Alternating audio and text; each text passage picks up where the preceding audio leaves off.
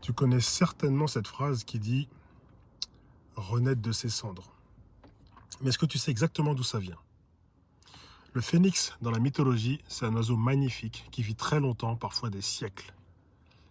Et quand il sent sa fin venir, il construit un nid de branches et il met le feu dedans. Mais le plus surprenant, c'est qu'il s'y laisse brûler entièrement. Et pour lui, ce n'est pas la fin. De ses propres cendres, il renaît, neuf, puissant, transfiguré. C'est pour ça qu'on parle de renaissance. Mais ce qu'on oublie souvent, c'est que le feu, ça fait mal, ça détruit. Et toi, là, t'as peut-être vécu ça.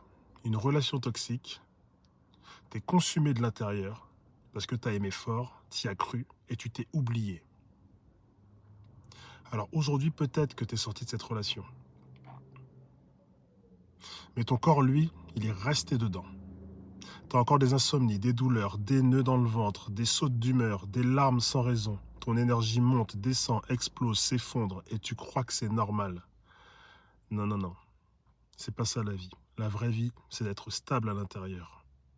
Posé, détendu, ancré.